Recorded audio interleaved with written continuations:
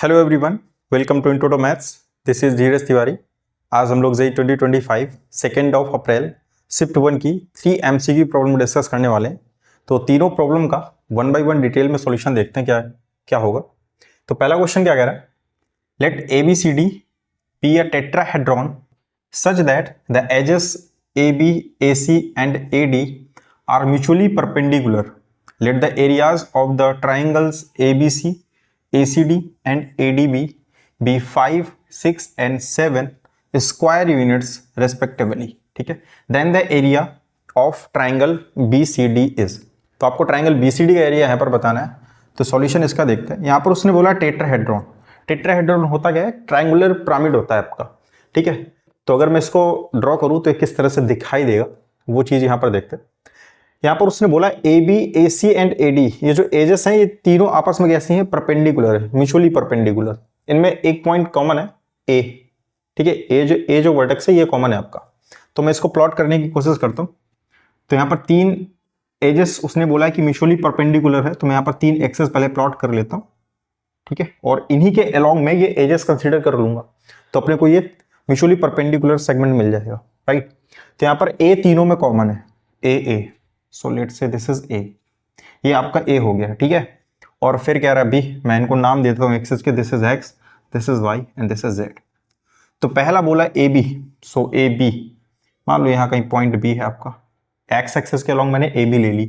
फिर कह रहा है AC, तो Y एक्सेस के अलॉन्ग मैंने AC ले लिया, और AD तो Z एक्सेस के अलॉन्ग मैंने AD ले लिया। ठीक है, अगर आप इनको ज्वाइन कराएं तो आपको टेट्राहेड्रॉन बनता हुआ नजर आ जाएगा। ये दिख रहा है आपको। ठीक है, ये बन गया आपका टेट्राहेड्रॉन। अब ये क्या बोल रहा है कि यहाँ पर जैसे आप 3 ट्राइंगल देखोगे, एरियाज ऑफ ट्राइंगल ABC, तो ABC आप यहाँ पर देख पा रहे हो, ACD एंड ट्राइंगल ADB, इन तीनों का एरिया उसने दे रखा है। पूछा क्या है उसने, ट्राइंगल BCD का एरिया यहाँ पर पूछा है, BCD का एरिया यहाँ पर पूछा गया। ठीक है, तो कैलकुलेट करते हैं उसको। तो यहाँ पर उसने देखिए क्या बोला है कि ये जो तीनों एजेस हैं आपस में परपेंडिकुलर हैं। ठीक है, वो दिखता नहीं बट क्या है एक्चुअली में ये परपेंडिकुलर है, म्यूचुअली परपेंडिकुलर। मैं इनके कोऑर्डिनेट्स कंसीडर कर लेता हूँ। पॉइंट B के एक्स एक्सेस पर है तो ये हो जाएगा x, 0, टाइप का। D है तो ये हो जाएगा आपका 0, Z एक्सेस पर है तो 0, 0, Z टाइप का, और ये हो जाएगा 0, y, 0 टाइप का। ठीक है, ये तीनों कोऑर्डिनेट्स अपन ने निकाल के रख लिए। इनकी लेंथ भी कंसीडर कर लेते हैं। कोऑर्डिनेट समान रखा तो ये लेंथ कितनी होगी x, ये लेंथ कितनी होगी y, और ये AD कितनी होगी z। ठीक है, अगर मैं इन ट्राइंगल्स का, ये जो ट्राइंगल्स इसने दे रखे हैं ABC, ACD एंड ADB, अगर मैं एरिया निकालूं तो कैसे निकालूंगा। यहाँ पर अगर आप देखो, जैसे मैं ABC की बात करता हूँ तो ABC कहाँ पर है, ABC, ये ट्राइंगल। आप यहाँ पर देख पा रहे हो कि ये जो AC है और AB है ये कैसी म्यूचुअली परपेंडिकुलर है। परपेंडिकुलर है तो ये एक बेस की तरह काम कर लेगा और ये इसकी हाइट की तरह काम कर लेगा। तो अगर मैं एरिया निकालूं तो कैसे निकलेगा, 1/2 बेस इंटू हाइट। बात सही इतनी। ऐसे तीनों ट्राइंगल्स के लिए मैं एरिया अपने आप से निकाल सकता हूं, वही काम मैं यहां पर कर रहा हूं। एरिया ऑफ ट्राइंगल ABC कितना हो जाएगा, 1/2 हाइट इंटू बेस, तो x इंटू बेस का यहां पर काम कर लेगा y, तो XY हो गया। और ये दे कितना रखा है यहां पर, गिवन कितना है 5। सिमिलरली ऐसे सारे एरिया निकाल लो। एरिया ऑफ ट्राइंगल ACD की बात कर ले, ACD तो 1/2, यहां से कितना बन जाएगा y into Z, YZ equal to, ये कितना देख रहा है ACD का एरिया, ACD इज 6, तो हो गया आपका 6। Similarly area of triangle ADB, so ADB that is x into Z, triangle ADB 1/2 x into Z, और वो कितना दे रखा है, दैट इज 7। ठीक है, ये चीज अपने को गिवन है, यहां से हम लोगों ने नोट कर ली। अब ये कह रहा है कि आपको ट्राइंगल BCD का एरिया यहां पर बताना है कि क्या हुआ। तो ट्राइंगल BCD अगर आप देखो तो ये 3D है, क्या ये टेट्राहेड्रॉन बनाया तो ये 3D दिख रहा है अपने को। तो 3D में जब आप ट्राइंगल के एरिया निकालने जाते हो तो आप क्या करते हो, वेक्टर फॉर्म का यूज करते हो, और फॉर्मूला होता है 1/2। यहाँ पर आप क्रॉस प्रोडक्ट लेते हो 2 एडजेसेंट साइड्स का, तो कोई भी 2 एडजेसेंट साइड आप कंसीडर कर सकते हैं। BC CD ले सकते हैं, या फिर BC BD ले सकते हैं, या फिर CD डी भी ले सकते हैं। कोई भी दो एडजेसेंट साइड आप यूज कर लीजिए और उनका क्रॉस प्रोडक्ट, उसका मैग्नीट्यूड और उसको 2 से डिवाइड कीजिए, आपको क्या मिल जाता है, एरिया ऑफ ट्राइंगल मिल जाता है, राइट। तो मैं यहां पर वही यूज करने वाला हूं, area of triangle BCD, area of triangle BCD, ठीक है। इसी का तो एरिया चाहिए अपने को बीसीडी का, राइट। सो 1/2 मॉड ऑफ, मैं क्या करता हूं, BC vector cross BD vector, BD vector, ये मैंने यहां पर ले रखा है, ठीक है। नाउ अब इनको आप निकाल लीजिए, कैलकुलेट कर लीजिए। तो क्रॉस प्रोडक्ट है तो डिटरमिनेंट का यूज कर लेते हैं, तो बीसी से यहां पर डिटरमिनेंट यूज कर रहा हूं आई जे के, ठीक है। बीसी क्रॉस बीडी, तो बीसी कैसे निकलेगा, सी माइनस बी करते हैं तो 0 माइनस एक्स, तो यहां से आई का कंपोनेंट आ जाएगा माइनस एक्स, ठीक है। ऐसे ही जे का component y minus 0, so that is y and 0। Similarly ऐसे बी डी निकाल लो, बी डी का क्या करोगे, d माइनस बी, सो 0 माइनस एक्स, ऐसे 0 minus 0, so that is 0 and z minus 0, so z। इतनी बात क्लियर है यहाँ से, राइट। यहां से निकालते हैं इसका डिटरमिनेंट, सो कितना आ जाएगा i and that is yz, ठीक है। और ये कंपोनेंट तो 0 हो जाएगा, फिर माइनस जे करोगे तो हो जाएगा आपका माइनस का एक्स जेड, ठीक है, minus x Z and this is 0, खत्म, प्लस के कैप करोगे कितना आ जाएगा 0, दैट इज प्लस का एक्स वाई, तो प्लस एक्स वाई। ये बात क्लियर रहती है, यहाँ से ये आ गया, ठीक है। इसका चाहिए अपने को मॉड, तो मॉड भी निकल आएगा यहाँ से 1/2 रूट वाई जेड का स्क्वायर प्लस एक्स जेड का स्क्वायर प्लस एक्स वाई का स्क्वायर, ये आ गया आपके पास में एरिया, ठीक है। बट यहां से कुछ वैल्यू इनकी पता होनी चाहिए, वाई जेड, एक्स वाई की। तो अगर आप ध्यान से देखो ना, यहाँ पर ये चीज दे रखी है x y z and x z, सब कुछ यहाँ पर लिखा हुआ है, वही चीज यहाँ पर दे रखी है। बट यहाँ पर 2 कैसे है, तो ये जो बाहर 2 आपको दिख रहा है, इसको आप अंदर ले जाओ, तो अंदर ले जाओगे, स्क्वायर रूट लगा हुआ है, अंदर जाएंगे तो 4 हो जाएगा। तो जैसे ही 4 हो जाएगा तो इन सब पे क्या हो जाएगा, स्क्वायर लगा हुआ है। तो इसको मैं कुछ इस तरह से लिख सकता हूँ, 1/2 तो अब हट जाएगा, अंदर चला जाएगा ये। सो वाई जेड अपॉन 2 का whole square plus x z upon 2 का whole square plus x y upon 2 का होल स्क्वायर, ये चीज यहां से आ जाएगी, ठीक है। और एग्जैक्टली यही चीज यहां पर आप देख पा रहे हो, सबके ट्राइंगल के लिए उसने एरिया पहले ही दे रखा था, तो डायरेक्ट वैल्यू का यूज करेंगे यहां से, वाई जेड अपॉन 2 ये दे रखा है, 6 का स्क्वायर करो, तो मैं यहां पर निकाल लेता हूं वैल्यू, 6 का स्क्वायर करेंगे 36 आ जाएगा। ऐसे similarly x z upon 2 that is 7, तो 7 का square 49 plus x y by 2 का whole square, so x y by 2 that is 5 का स्क्वायर 25, सो कितना आ जाएगा यहां से 5 9 14 6 20 2 4 4 8 1 3 11, तो रूट 110। तो इस ट्राइंगल बीसीडी का एरिया निकालने जा रहे थे अपन, that is root 110, yes, option number 3 is your correct answer, ठीक है। तो नेक्स्ट प्रॉब्लम देखते हैं कि क्या कह रहा है। ये क्वेश्चन कह रहा है, let small a belongs to real number and capital A be a square matrix of order 3x3। Capital A जो है वो 3x3 का एक स्क्वायर मैट्रिक्स है, such that determinant of A is -4। इस A का जो मैट्रिक्स का डिटरमिनेंट है वो कितना दे रखा है, -4 दे रखा है, and A plus I is equal to एक मैट्रिक्स ये दे रखी है, where I is the identity matrix of order 3x3। I का identity matrix as usual। If determinant यहां पर देखिएगा a+1 adjoint bracket a-1 multiplied by matrix A is 2 की power m into 3 to the power n, m, n belongs to this set, then m plus n is equal to। तो ये जो expression दे रखा अपने को यहां पर, ये डिटरमिनेंट, ठीक है, ये जो डिटरमिनेंट की वैल्यू है वो यहां पर बताई गई कितनी है, 2 की पावर m इंटू 3 की पावर n है। तो अपने को करना क्या होगा, हम भी इसी डिटरमिनेंट की वैल्यू निकालेंगे और इससे कंपेयर कराएंगे, वहां से m और n मिल जाएगा, फिर आपको m प्लस n की वैल्यू पता चल जाएगी, ठीक है। तो सॉल्यूशन देखते हैं इसका करना क्या है। यहां पर a बोला उसने एक स्क्वायर मैट्रिक्स है और एक रिलेशन भी दे रखा है यहाँ पर a प्लस आई, और डिटरमिनेंट a भी अपने को पता -4 है। तो करते क्या है, यहाँ पर a अननोन है, स्मॉल a की वैल्यू पहले पता चल जाए तो फिर इसको कैलकुलेट करना थोड़ा आसान होगा। तो स्मॉल a यहां से पता चल जाएगा अपने को, a प्लस आई, वो क्या दे रखा है, a plus I equal to matrix दे रखी है 1 a 1 210A12, सही है इतना, यहां से ये दे रखा है तो a पता चल जाएगा अपने को, यहां से सब्ट्रैक्ट कर देंगे, i जाएगा उस तरफ माइनस हो जाएगा, तो i तो आइडेंटिटी मैट्रिक्स तो 1 - 1 0 हो जाएगा, ये सारे सेम रहने वाले हैं आपके, सिर्फ डायगोनल वाले एलिमेंट अफेक्ट होंगे, 2 1 - 1 0 n0 a 1 2 - 1 1 and this is, so that is our required a। ये मैट्रिक्स a पता चल गई अपने को, इसका डिटरमिनेंट दे रखा है, हम भी डिटरमिनेंट निकालते हैं यहाँ से, इसके इक्वल रखेंगे, वहां से a पता चल जाएगा अपने को, तो डिटरमिनेंट a निकालते हैं यहाँ से, राइट, कितना आ जाएगा यहाँ से 0, ये तो गायब हो जाएगा, स्मॉल a माइनस का है वो भी, so minus a, so that is 2 और ये 0, सो दैट इज 2 एंड प्लस 1, सो ये कितना आ जाएगा 2 और ये भी 0, तो दैट इज 2,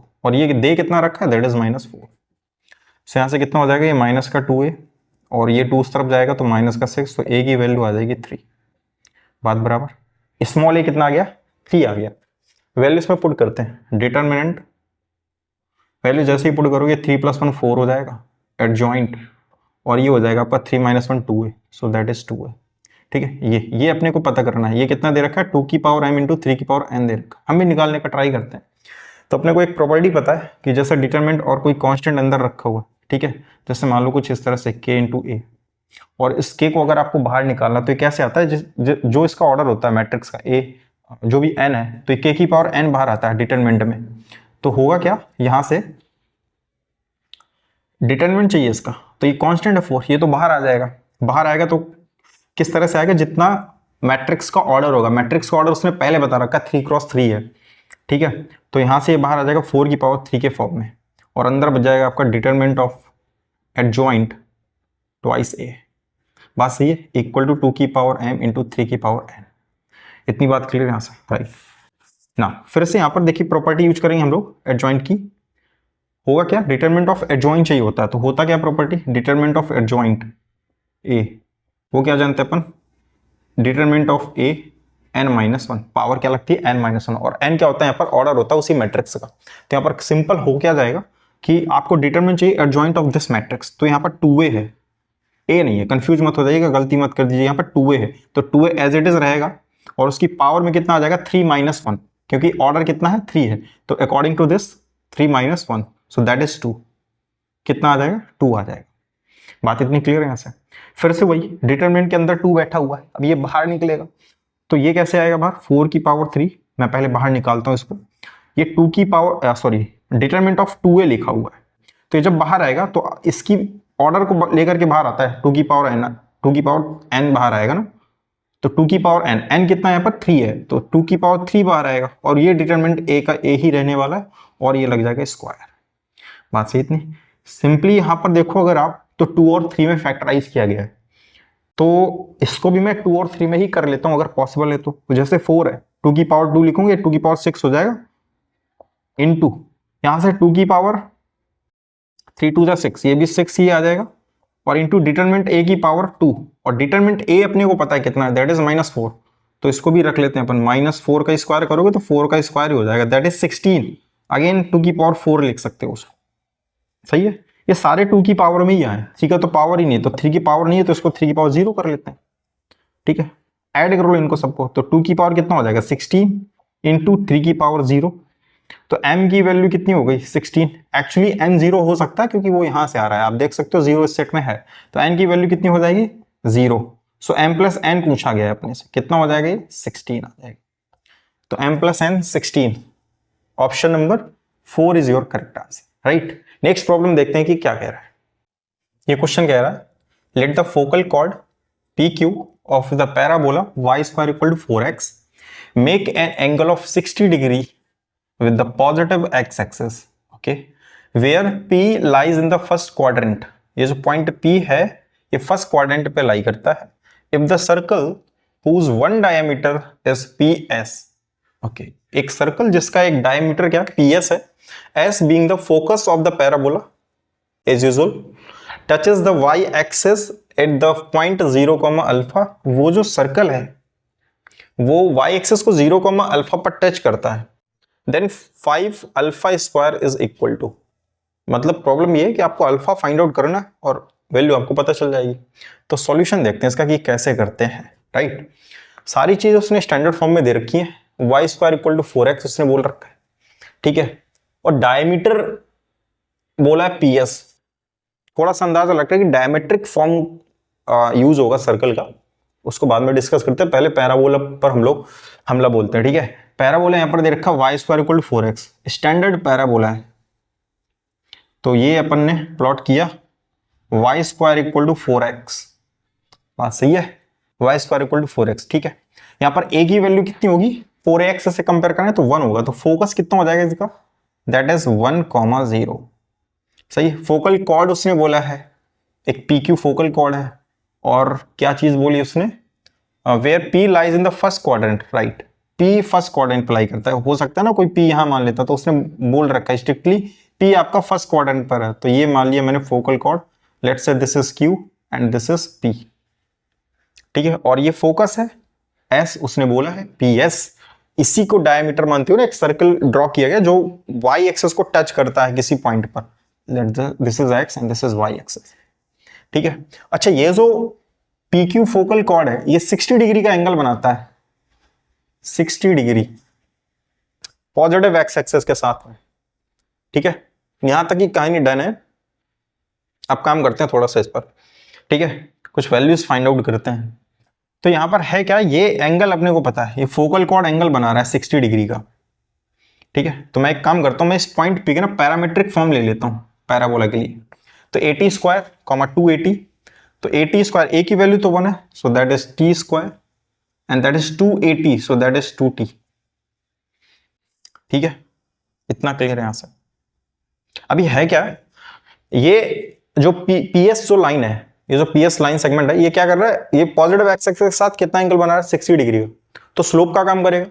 और दो पॉइंट अपने को पता है P एंड S, तो स्लोप हम भी निकाल सकते हैं, वो जो स्लोप आएगा और ये जो स्लोप है दोनों सेम होंगे, वही काम करते हैं। स्लोप में निकालता हूं PS का, तो कितना हो जाएगा यहां से, that is y2 2t minus 0 upon t square minus 1 equal to what, m equal to tan theta, तो tan 60 कितना हो जाएगा, √3, समझ पा रहे हैं ना इस बात, ठीक है, √3 हो जाएगा यहां से, राइट।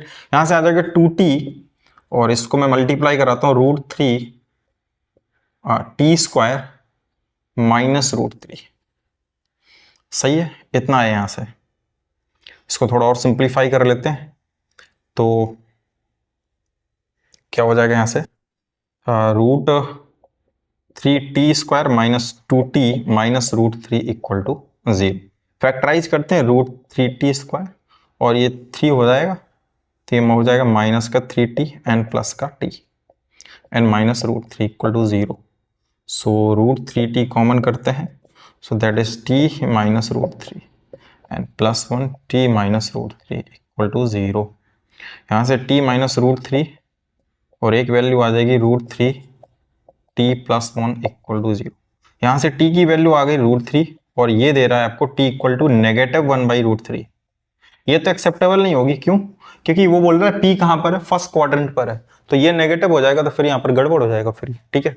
तो ये चीज तो नहीं होगी, रिजेक्ट कर देंगे। t की एक्सेप्टेबल वैल्यू कौन सी है, √3, तो t अपन √3 लेके चलते, तो p के कोऑर्डिनेट क्या हो जाएंगे, यहाँ से p के कोऑर्डिनेट हो जाएंगे t square means 3 and 2t, so that is 2√3।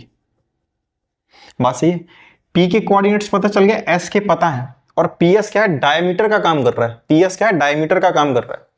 तो अगर डायमीटर के आपको एंड पॉइंट मालूम है, तो फिर हम डायमेट्रिक फॉर्म सर्कल का यूज कर सकते हैं, वहां से आपकी सर्कल की इक्वेशन निकल आएगी, वही करते हैं यहां से। तो x माइनस x1, सो x माइनस x1 किसी को भी मान लो, x minus x1 and x minus x2, so that is t square, यहां पर 3 हो जाएगा, ये राइट 3 हो जाएगा, plus y minus y1, so y minus 0 and y minus 2√3। सही है, ये चीज आ गई यहां से। अब ये जो सर्कल की इक्वेशन है, ये y एक्सिस को टच करती है कहां पर, 0, अल्फा पर, तो यहां पर x कोऑर्डिनेट तो 0 हो जाएगा, तो ये -1 और ये -3 दैट इज +3 बन जाएंगे। और यहां पर मैं y की जगह अल्फा यूज कर रहा हूं, क्योंकि उसने यहां पर अल्फा यूज किया, तो अल्फा माइनस 0 अल्फा हो जाएगा, और यहां से अल्फा माइनस 2√3 हो जाएगा, और इक्वल में क्या रहने वाला, 0 रहने वाला है। इतनी बात क्लियर यहां से, राइट। फिर क्या करते हैं, सॉल्व करते हैं, और क्या ही करेंगे, alpha square -2√3 alpha and +3 equal to 0। ठीक है, अगर आप इसको नोटिस करो तो ये a² + b² - 2ab that is alpha -√3 का होल स्क्वायर लिखा हुआ है। तो यहां से अल्फा कितना आ जाएगा, √3। सही है क्या, अल्फा √3 आ गया। ठीक है, और पूछा क्या क्या है, 5 अल्फा स्क्वायर, तो 5 और अल्फा स्क्वायर तो √3 का स्क्वायर 3, तो 5 × 3 50। सो 15 है क्या ऑप्शन में, यस पहला ही ऑप्शन दे रखा है 15। So that is our required answer. So I hope कि ये तीनों प्रॉब्लम आपको समझ में आई होंगी। मिलते हैं नेक्स्ट लेक्चर में नेक्स्ट क्वेश्चंस के साथ में, तब तक के लिए स्वस्थ रहिए, मस्त रहिए।